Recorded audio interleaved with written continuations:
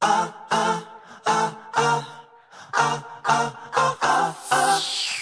5, 6, 7. Don't be jealous of my boogie, jealous of my boogie, jealous of my boogie, jealous of my boogie, don't be... Bonjour et bienvenue dans cette nouvelle vidéo. Aujourd'hui une vidéo assez particulière en effet, puisque nous allons comparer deux nouveautés de la sélection de la boutique Essence Softy, encore elle. Donc ces thés sont relativement intéressants, ils sont au même prix, hein, ils sont pas au même format. Nous avons deux galettes de poire sauvage, l'une de l'année 2008, de la région de Chiang Mai, donc je crois que c'est une montagne en Simao, un terroir assez connu, et un autre poire sauvage de l'année 2009 qui vient de Tasuesan, qui est également un endroit relativement connu, peut-être moins prestigieux sur le papier que cette région-là, mais quand même là on est sur des territoires qui sont connus et appréciés, recherchés par les connaisseurs. Celle-ci plus que celle-là. Donc 2008-2009, les deux thés ont été stockés en Malaisie, qui est réputée pour avoir de très bonnes conditions climatiques pour la maturation du puer. On a quelque chose qui est pas trop humide, ni trop sec, et surtout les thés qui sont stockés en Malaisie sont réputés pour être très propres. Alors, ce sont deux thés qui ont été dénichés par David. On connaît juste leur, l'endroit où ils ont été produits. C'est des thés qui ont été trouvés par David d'occasion, hein, c'est-à-dire il y a peu de temps, donc au travers de circuits, hein, et de gens qui vendent du thé, des gros stocks de thé.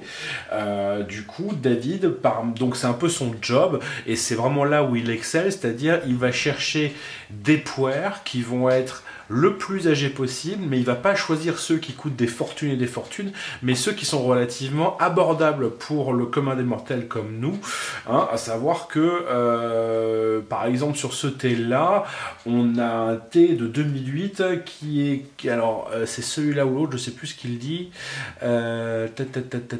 non, c'est sur celui-là, pardon, il dit qu'en fait on a un thé de 2009 dont les feuilles sont moins chères en fait qu'un thé de l'année, sur un terroir qui est de plus en plus prestigieux. Donc voilà, il arrive très bien, et c'est vraiment ce pourquoi on l'apprécie, c'est qu'il déniche des puers des années 2000, qui sont relativement abordables. Vous pouvez les voir sur son site. Il y a la collection Peacock, avec des galettes, donc 2000, 2006, 2009, etc. D'autres terroirs plus ou moins connus, qui sont vraiment des thés qui sont au rapport qualité-prix incroyable, vu quand on connaît l'inflation qu'il y a eu sur ces thés il y a peu de temps.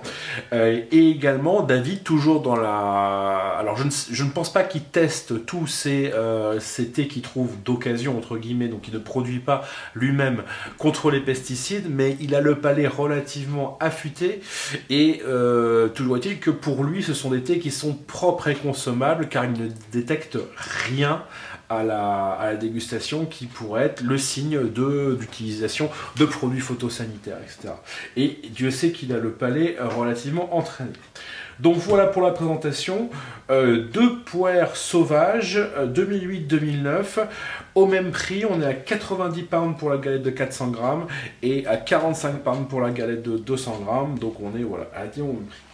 Donc voilà, pour parler un peu du protocole, là on va s'amuser à tester deux thés en parallèle, donc c'est quelque chose qui est toujours intéressant à faire. C'est quelque chose qui est vraiment très très très très bien pour comparer, mais aussi pour progresser, parce que on peut boire les thés un par un, etc. Mais c'est vraiment quand on va aligner plusieurs thés, idéalement de qualités différentes, qu'on va pouvoir voir les différences. Donc voilà, là ça m'intéressait de connaître, en fait, j'ai bu c'était déjà 2 ou 3 fois, mais chacun de leur côté, et en fait j'ai vraiment du mal à... Il y en a un que je préfère, je dirais pas encore lequel, mais j'ai vraiment du mal à les... en blind test, je serais incapable en fait de les dissocier. J'aimerais vraiment les boire côte à côte pour essayer de les connaître un peu mieux individuellement. Donc niveau protocole, ce que je vais faire, c'est que je vais utiliser 2 Gaiwan. Je vais uniquement utiliser la moitié du volume.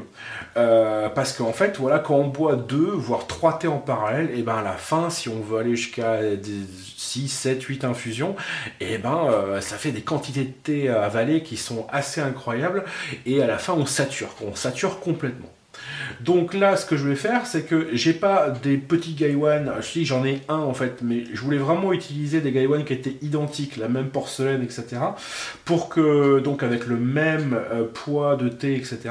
Pour que vraiment, voilà, que toutes les conditions soient les mêmes a priori, qu'il n'y ait vraiment que les liqueurs qui se distinguent. Et pas avoir des Gaiwan avec des porcelaines différentes, des formes différentes, des tasses différentes, qui modifient toujours un peu la donne. Donc là, j'ai 2 Gaiwan de 100 ml qui sont en train de préchauffer. Et voilà, je vais uniquement utiliser la moitié du volume, grosso modo.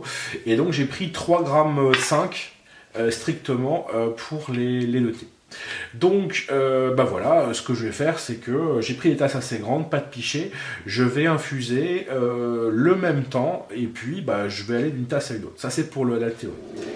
Donc, juste une chose, c'est qu'on va pouvoir commencer déjà d'emblée à sentir les feuilles sèches dans le Gaiwan chauffé. Ça va être la première approche qu'on va pouvoir avec le thé. Donc là, on va déjà pouvoir remarquer les différences de caractère, parce que ça va être vraiment dans les différents arômes qu'on va commencer à voir les différences de caractère. Donc là, c'est toujours très intéressant de passer de l'un à l'autre. David, dans la description, dit que le thé de... Alors, je suis désolé, je pense que je vais vraiment écorcher le nom. Tianziazai est vraiment typique de ce terroir. Et le Tasuesan est en fait on va à mi-chemin entre le caractère de ce terroir et des théiers sauvages normaux. Donc déjà, sentir les feuilles comme ça.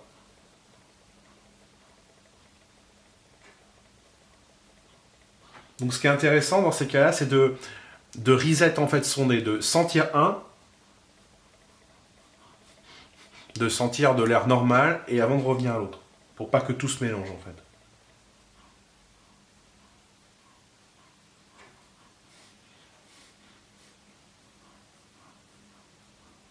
C'est très intéressant. Alors c'est certainement psychologique, mais c'est vrai que celui-là il sent un peu plus le vieux que l'autre. Donc finalement je suis parti, voilà, je vais faire un petit rinçage vite fait. Hop. Donc bon voilà, c'est des thés anciens. C'est pas des thés qui ont été produits par David, donc on va quand même les rincer. Encore une fois, si David les a goûtés et qu'il a mis son tampon entre guillemets dessus, c'est qu'il est assez serein sur la propreté de ses thés.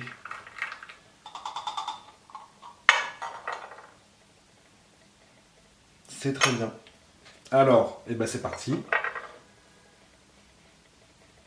C'est très fruité, c'est magnifique. On est directement aux feuilles. On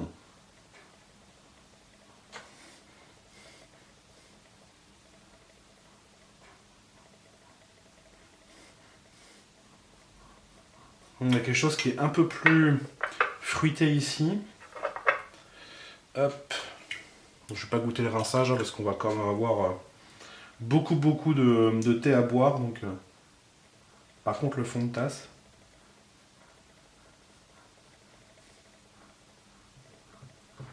C'est vraiment pas facile à décrire, j'en suis vraiment désolé. La différence entre les deux.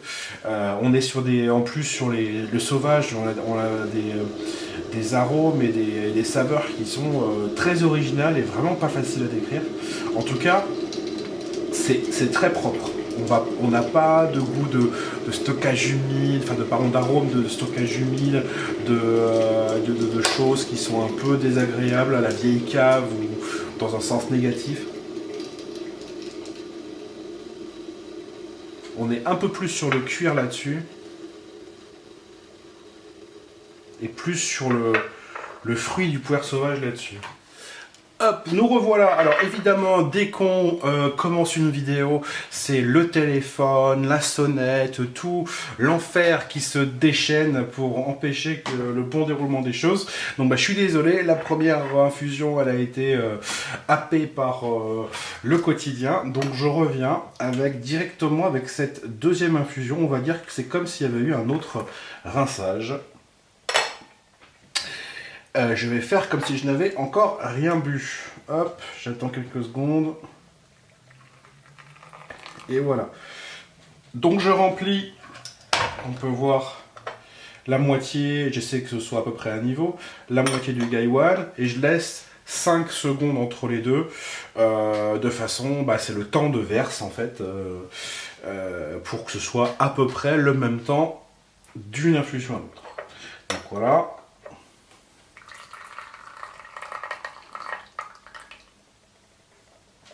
Et du dune.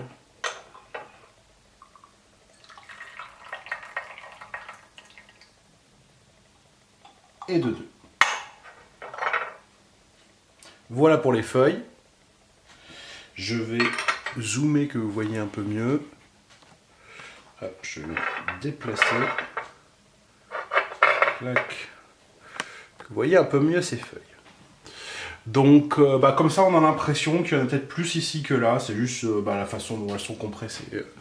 La petite galette est plus compressée que la plus grosse. Donc voilà. Pour ça, clac. Je vais essayer de pas trop perdre de chaleur non plus. Donc, on va quand même sentir. Maintenant que les feuilles sont plus ouvertes.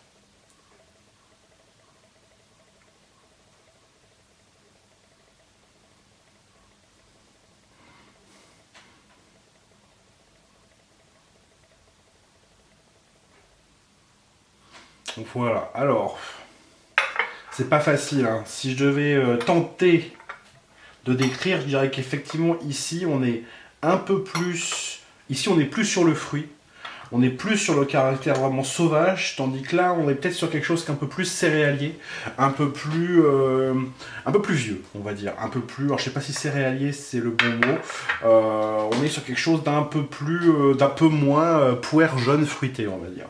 C'est pas jeune, mais encore une fois, on est sur un stockage qui est pas totalement humide, donc on est quand même, le thé n'est pas, c'est pas comme un puer fermenté, quoi, quelque chose de terreux ou quoi que ce soit. Surtout puer sauvage, c'est des trucs qui sont quand même très fruités à la base. Juste une petite parenthèse sur ce qu'on va perdre en fait au niveau de la comparaison en parallèle, parce que autant c'est très bien, on va pouvoir comparer donc les arômes, la bouche, la gorge, pas mal de choses, mais quand on va passer quand même d'une tasse à l'autre, isoler que un tel va avoir un effet sur le corps ou une énergie différente, ça va être compliqué. Tout ça, ça va un peu se mélanger parce qu'on va passer une tasse à l'autre, etc. Donc à dire, celui-là a plus d'énergie que celui-là, personnellement à mon niveau, je serais incapable de le faire. C'est vraiment, là c'est mieux de les boire un par un pour se rendre compte vraiment des effets sur le corps. Donc c'est quand même un truc qui est important de préciser au début.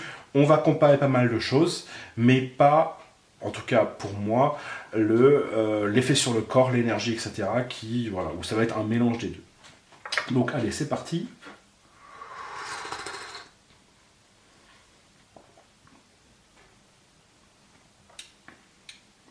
C'est bien fruité quand même.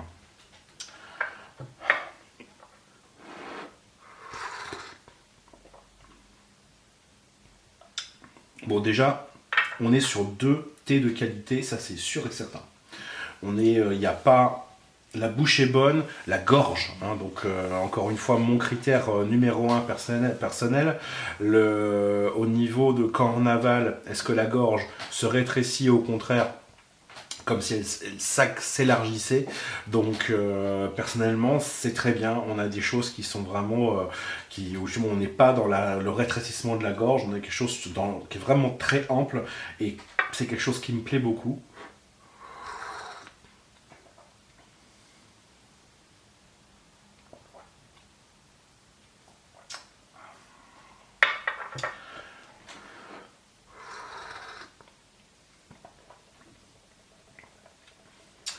La gorge, j'ai l'impression que c'est encore un peu tôt à la première infusion officielle de tirer ce genre de conclusion, mais en tout cas, j'ai l'impression que la gorge est meilleure sur la petite galette de 2009 que sur la 2008.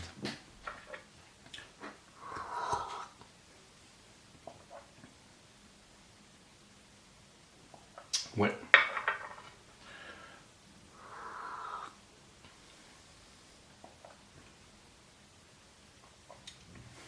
C'est très bien en tout cas. Je vais refaire chauffer l'eau et préparer la deuxième infusion. Ça va être un peu long, je préfère le faire hors champ. Hop.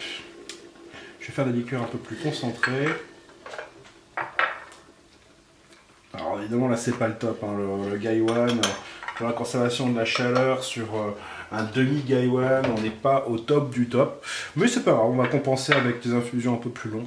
Et de toute façon, les qualités qu'on va pouvoir isoler lors de dégustations pareilles comme ça va pas forcément dépendre d'un degré ou deux. C'est vraiment la comparaison entre les deux à paramètres égaux qui va être vraiment intéressante. Donc voilà. Je peux dire qu'il y a quand même de l'énergie. Alors je sais que les deux, pour les avoir bu individuellement déjà, les deux ils assoient, ils ont vraiment c'est des thés, c'est pas des thés anodins, hein, c'est des thés qui ont une énergie, etc. Qui ont pas mal de fraîcheur également dans l'after. Un vegan très intéressant. Le problème, voilà, encore une fois, avec cette méthode, c'est d'isoler lequel va provoquer les retours les plus intéressants. Donc ça, c'est une méthode qui est sympa. Mais voilà, on n'est pas non plus exhaustif. En tout cas, moi, à mon niveau, je suis pas exhaustif quand je fais ce genre de comparaison en parallèle. Je sais qu'il y a des choses que je n'arrive pas à isoler. L'important est d'en avoir conscience. Voilà. Petit zoom. Hop. Vous voyez bien les feuilles et les liqueurs associées. Donc, on est dans de la belle feuille. Hein. On est, honnêtement, on a un thé qui a 8-9 ans. C'est le puer sauvage vieux, ça coûte une blinde. Là, effectivement, on est sur 90 pounds, quasiment 100 € la galette de 400 grammes. Mais finalement, c'est vraiment pas cher par rapport au cours, on va dire, standard du puer sur toutes ces années-là, quoi. Donc, on est vraiment pas mal. On a une liqueur qui est plus foncée au niveau de la 2008 que de la 2009, mais bon, ça peut dépendre d'autres paramètres. Hein. La couleur, c'est pas forcément quelque chose qui sera décisif au niveau du choix. On va repasser, je vais dézoomer, on va repasser un peu à l'épreuve du nez. Quelque chose de minéral et très frais là. Cette région-là, dont le nom est imprononçable, on est sur des thés d'altitude, des thés généralement très vieux, hein, sur cette région-là est célèbre pour avoir des thés qui vont jusqu'à 2700 ans sur le papier. En tout cas, on est sur des thés qui sont vieux, donc des choses qui vont être normalement des thés qui sont profonds, très intéressants, pas du tout superficiels.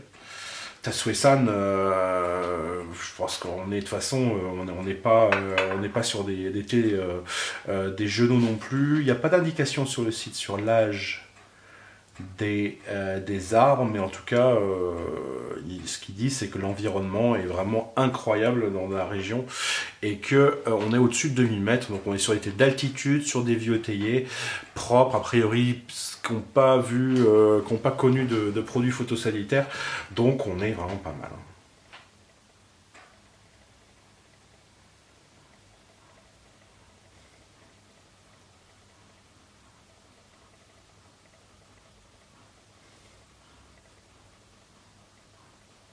On est un peu plus minéral sur la 2008. En tout cas, c'est très bon. J'ai encore des retours fruités, typiques des puers sauvages, qui me relancent là, plusieurs minutes après avoir bu la première infusion.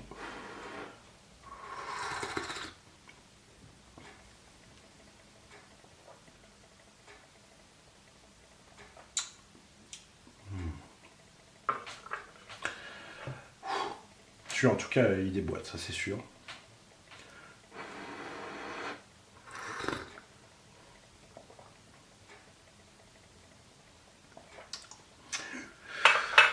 On est sur quelque chose d'un peu plus léger ici, un peu plus aérien, mais je le trouve plus ample au niveau de la gorge. Et je pense qu'il y a l'allergie aussi, j'en suis même sûr. Mais voilà, donc en tout cas c'est sûr, c'est que là je prends le double effet qui se coule.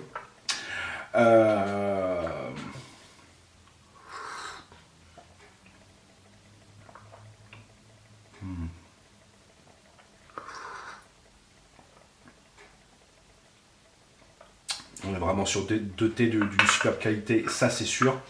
On est quand même bien fruité sur celui-là, sur la 2008. Plus minéral, plus fruité, un peu moins ample au niveau de la gorge. Mais j'ai l'impression en bouche un peu plus d'énergie contre les papilles. Alors que là, on est peut-être en bouche un peu plus aérien. On va dire peut-être un peu moins intéressant au niveau bouche, mais un peu plus sur la longueur et sur la gorge. Ce qui n'est pas forcément... ce qui n'est pas illogique. Les thés de bouche ne sont pas forcément ceux qui vont être les plus amples au niveau de la gorge et vice versa.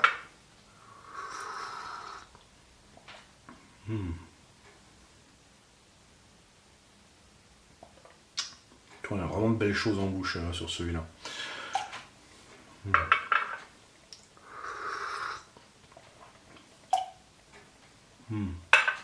Définitivement, on a une mâche qui est un peu plus intéressante à ce niveau-là. Alors encore une fois, en théière, on arrivera à des choses plus huileuses, plus grasses que ce que je fais ici en Gaiwan.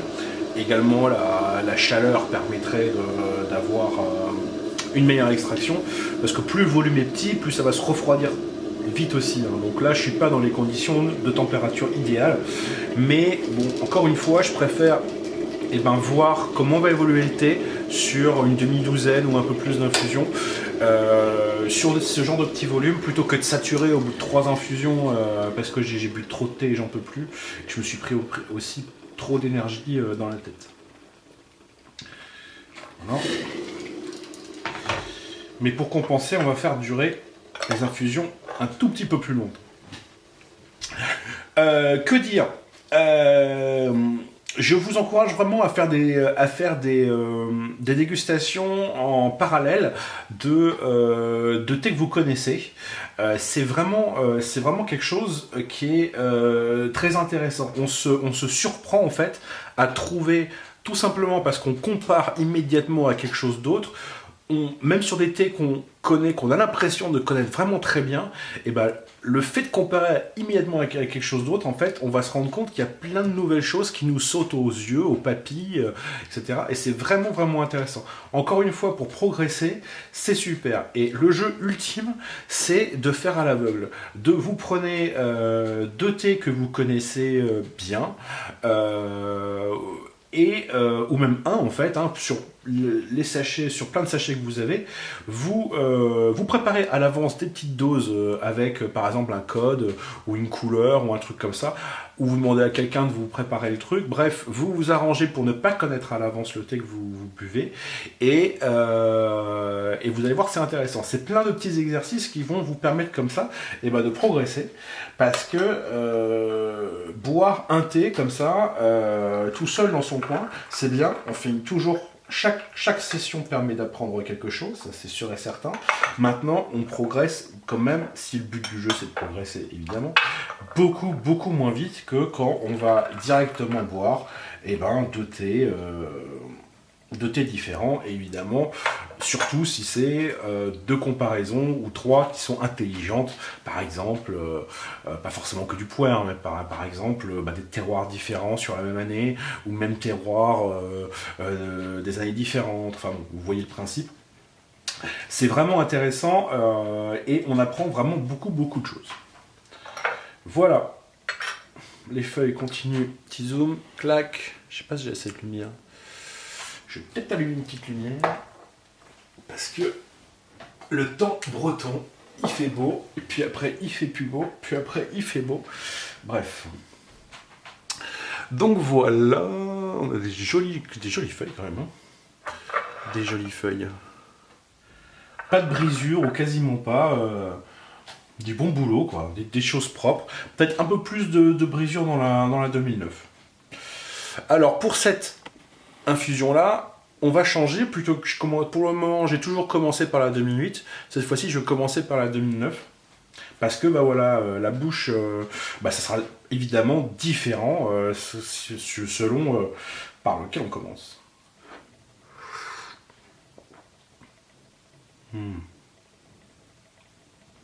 Ah ouais, c'est bien. Bon, voilà.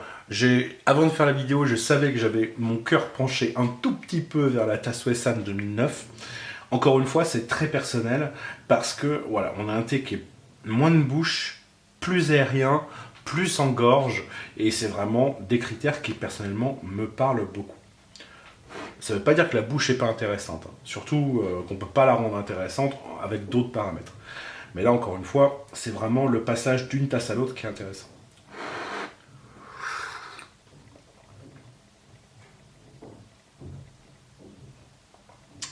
Donc on est sur une liqueur quand même qui a de l'énergie un peu en bouche, mais qui est plus, qui est moins dans le gras. On dit il y a moins de corps, hein. C'est le mot. Là on est sur quelque chose qui est plus dans la profondeur avec un corps très gras. Encore une fois, les deux sont possibles, hein, l'un n'empêche pas l'autre, mais là, si je devais vraiment faire une caricature, dans la 2008, on est sur un thé qui est plus de bouche, un peu plus gras, un peu plus de corps, mais un peu moins profond que, ce qui ne veut pas dire qu'il n'y a pas plus d'énergie, hein, mais que celui-là qui est plus aérien, plus fluide.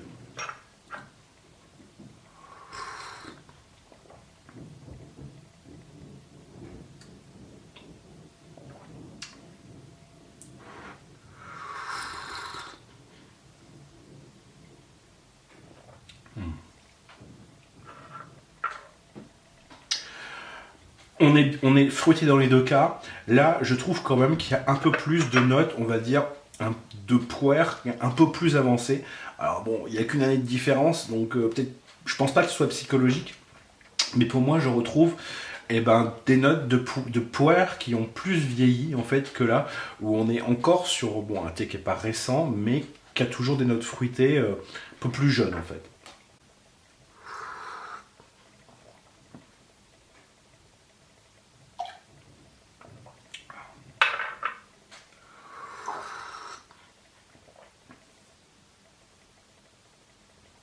On est quand même dans le fruit et très minéral celui-là. Très très bon aussi. Bon, voilà. Donc là, de toute façon, là on compare deux très bons thés, donc on va pas forcément avoir comme conclusion que y en a un qui est vraiment meilleur que l'autre. Ça va être des choix personnels qui vont faire pencher la balance de l'un à l'autre. Je vais encore faire une ou deux infusions. Je vais préparer celle-là et je reviens après. Nous revoilà donc cette infusion. Là j'ai vraiment poussé, donc on est sur 2 minutes, facile, hein. Encore une fois, la conservation de la chaleur, c'est pas le top avec ce type d'instrument et de paramètres. Donc autant pousser un peu plus le temps d'infusion.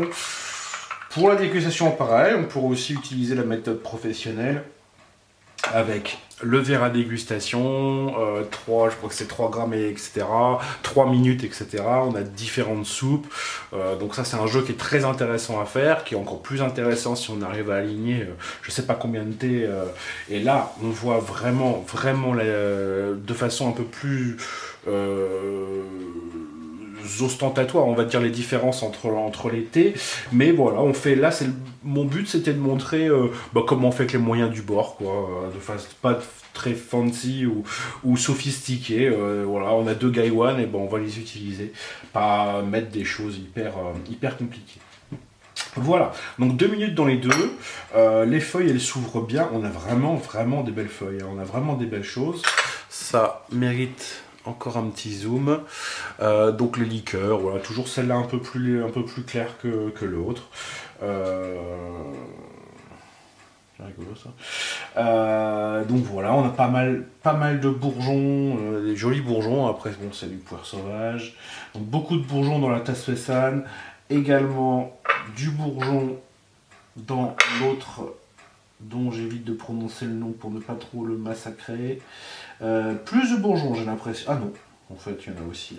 Bref, peut-être un peu plus de bourgeons dans la tasse Fessan. C'est pas bien grave, là, quand la proportion de bourgeons n'est pas non plus un critère de qualité extraordinaire. Là, surtout sur ce genre de thé un peu vieux, on va chercher d'autres choses.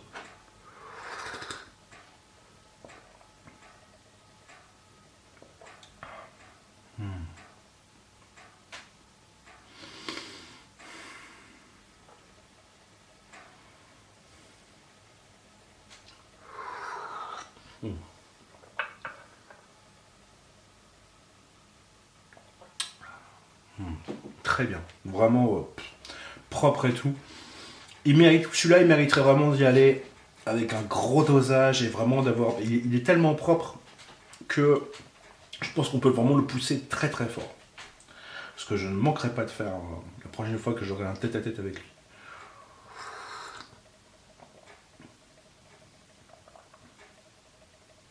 Celui-là a déjà un corps qui est plus appuyé. Là, on est beaucoup plus fruité en fait que celui-là, sur cette infusion-là.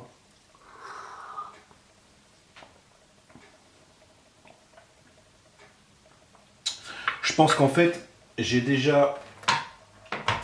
reviens toujours sur ma conclusion. Alors, c'est peut-être un problème parce que j'arrive pas à m'extraire d'une infusion à l'autre et de voir plus de différences. Mais en tout cas, c'est vraiment quelque chose qui, en tout cas, tente de se confirmer d'une infusion à l'autre, qu'on est plus sur un thé de bouche dans le cas de la 2008, et plus sur un thé, on va dire, de gorge, si on fait ce genre de parallèle. Moi, c'est pareil que je fais assez facilement, j'avoue, sur la tasse Fessan. Donc, amateur de mâche, de fruits, alors bon, évidemment, dans un cas comme dans l'autre, hein, on n'a pas d'amertume, on n'a rien. On est vraiment sur des thés qui sont hyper propres. Donc voilà, si vous êtes plutôt bouche et mâche et que vous seriez intéressé par un thé sauvage d'une petite dizaine d'années, je vous conseillerais plus d'aller vers la 2008. Si vous aimez les choses plus aériennes, plus amples, on va dire en gorge, etc., plutôt vers la tasse Fessan. Après, au niveau du goût et des fruits, c'est là que ça a bougé. C'est là que ça a bougé pas mal d'une infusion à l'autre. C'est là où, plus fruité, la tasse Fessan est en train de se faire rattraper par la Xianjiazai, sans vouloir trop écorcher. Donc on va voir, on va encore faire une dernière infusion, pareil qu'on va pousser un peu dans le temps, dans 2-3 minutes, et puis on va regarder ce que ça donne. Nous voilà, donc j'ai attendu plusieurs minutes avant de verser. Hein, donc encore une fois, on n'a que 3 grammes et quelques de feuilles, donc on ne faut pas s'attendre à tirer des dizaines d'infusions. Hein. Sur la demi-douzaine, on est bien à peu près, avec des temps qui s'allongent quand même de façon un peu plus franc. Et là, ce que je vais faire, c'est que je vais verser, dès que je verse le thé dans la tasse, je vais directement remettre de l'eau chaude, et ça pendant encore 2 ou 3 infusions, faire des infusions de 5 minutes et quelques, pour tirer quand même, pour voir comment ça évolue sur la fin. En tout cas, la 2008 a l'air un peu plus endurante comme ça que la 2009, qui donne quelque chose toujours un peu plus fort, un peu plus concentré.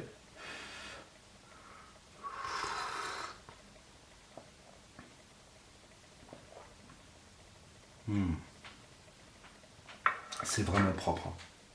C'est vraiment propre.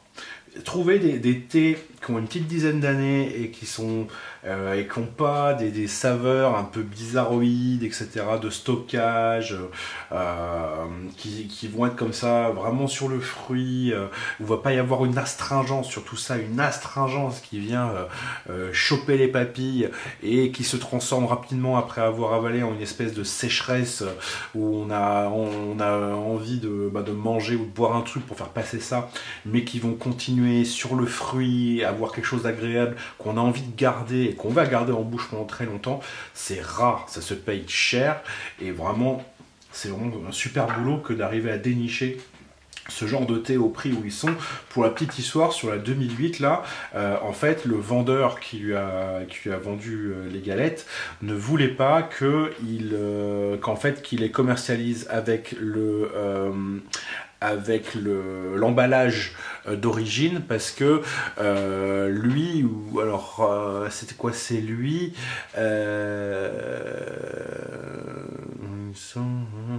oui, parce qu'en fait la personne à qui il a acheté ce thé fournit d'autres vendeurs qui le vendent beaucoup plus cher que ce que lui est parti pour le vendre. Donc il s'est proposé d'acheter le thé et de changer, en fait, de retirer l'emballage et de mettre le propre pour que les gens ne sachent pas exactement quel thé c'est, pour ne pas faire la comparaison, pour ne pas nuire au commerce des autres. Donc déontologie, vraiment le souci de ne pas se faire le maximum d'argent, mais avant tout de proposer des choses bien pour les gens qui en ont le moins les moyens. Bref, c'est du grand David, c'est du grand pro. Il y a beaucoup de personnes qui devraient prendre de la graine sur ce genre de déontologie commerciale. Voilà.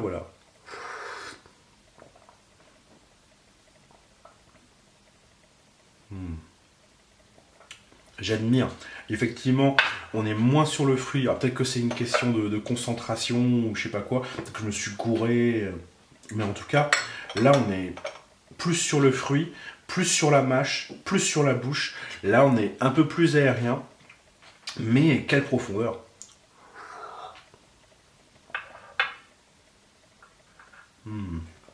Ah, c'est vraiment beau.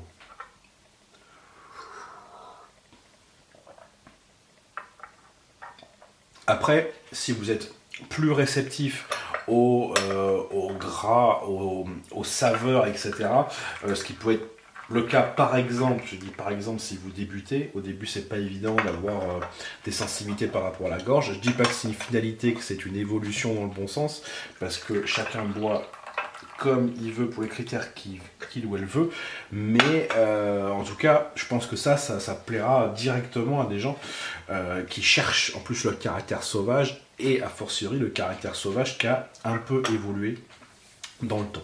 C'est vraiment très joli.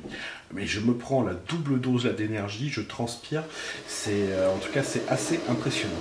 Ça commence à faire aussi du volume, mine de rien, du volume du thé. C'est pour ça que faut limiter, faut faire attention quand on fait de la dégustation parallèle. Soit faut jeter, soit partir sur un nombre inférieur d'infusion. C'est bien, mais bon, on a quand même moins bonne idée de quel thé va dépérir le plus vite. C'est quand même un critère intéressant, surtout quand c'est pour investir. Mais en tout cas, voilà, de partir sur des volumes plus légers, c'est pas bête. Après, évidemment, surtout si c'est pour investir, des sessions en tête-à-tête avec chaque thé seront évidemment obligatoires. En tout cas, bon, moi j'ai acheté directement les deux parce que je sais, c'est quelque chose, quand on connaît les vendeurs, qu'on connaît la patte qu'a un vendeur, c'est-à-dire on sait avec l'habitude, il y a toujours un dénominateur commun entre les thés d'un vendeur sérieux, d'un vendeur qui ne fait pas de concessions sur l'autel de l'argent. C'est-à-dire que les thés vont être homogènes, donc il va y avoir des qualités homogènes qui vont dépendre directement de la définition de qualité qu'a chaque vendeur, et également des goûts personnels aussi, que ce soit par rapport au type de culture, par rapport au type d'agriculture et de production à soutenir, ou juste pour des raisons organoleptiques, etc. Bref, David, maintenant je sais qu'en fonction de sa description qui est jamais hyper enflammé, si jamais le thé ne vaut pas le coup, donc j'arrive à savoir, je ne veux pas dire lire entre les lignes, parce que David il est très franc quand il décrit un thé. Grosso modo, on a toujours dans sa tasse ce qu'il décrit, mais en tout cas voilà, connaissant un peu ses goûts également, j'arrive à savoir. Donc quand il a sorti ces 2 galettes, je savais que, en plus pour le prix, ça me paraissait une très bonne affaire et je ne regrette nullement. Nous revoici donc avec cette infusion. Eh bien, donc j'en ai préparé une autre, là ça fait bien 5 minutes qu'elle infuse, donc je vais pouvoir boire ces 2 dernières pour conclure cette vidéo. Donc on est reparti sur la 2009.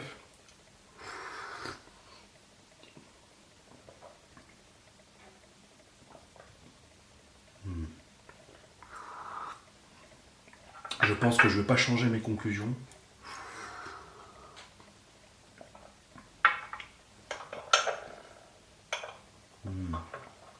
Ah là là là.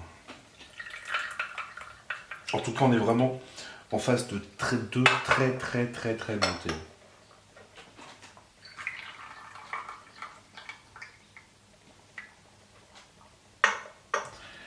Allez.